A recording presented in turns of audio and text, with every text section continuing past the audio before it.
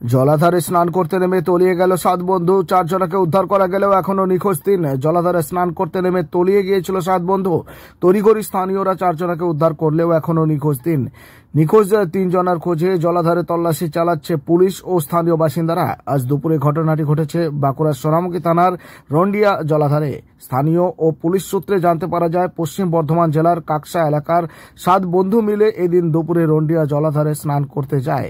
জলাধারের জলে নেমে স্নান করার সময় আচমকায় 7 জনা তলিয়ে যেতে থাকে। বিষয়টি নজরে আসতেই তড়িঘড়ি উদ্ধার কাজে নেমে পড়ে স্থানীয়রা। প্রাথমিকভাবে 4 জনকে উদ্ধার করা গেলেও 3 জনকে এখনো খোঁজ পাওয়া যায়নি। জানা গেছে, নিখোঁজ 3 জনের নাম সুরজিৎ বিশ্বাস, জিতু অধিকারী, অভিজিৎ গায়েন।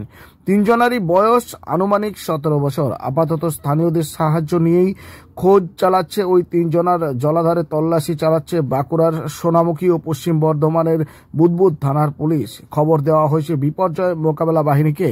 বিকেল নাগাদ বিপর্যয় মোকাবেলা বাহিনী সেখানে পৌঁছায়। তারাও উদ্ধারের কাজে হাত লাগিয়েছে। এখনো পর্যন্ত নিখোঁজ রয়েছে 3 বন্ধু। কি হয়েছিল, ঘটনাটা কিভাবে কি ঘটনা অ্যাকচুয়ালি কাকসা থেকে 8 জনা এসেছিল। তো 8 জনা এসে 6 জনা নামছিল জলে চান করতে। তার ভিতরে 2 জনা আগে গতি খারাপ দেখে উঠে গেছে, আর তার ভিতরে একজন তলিয়ে যাওয়া দেখা গেছে।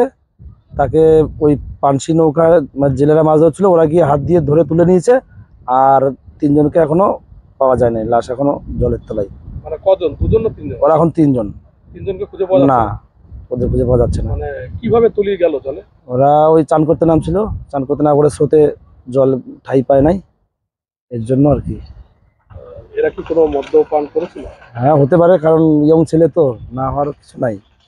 সেটা সঠিক আমি বলতে পারবো না কি যে মদ্যপান করেছিল কিনা। তো হতে পারে না হওয়ার, মানে সুস্থ মানুষ তো জলে নামলে চেষ্টা করে বাঁচার। সেই হিসেবে এখন এরা এরকম কেন এরকম হলো।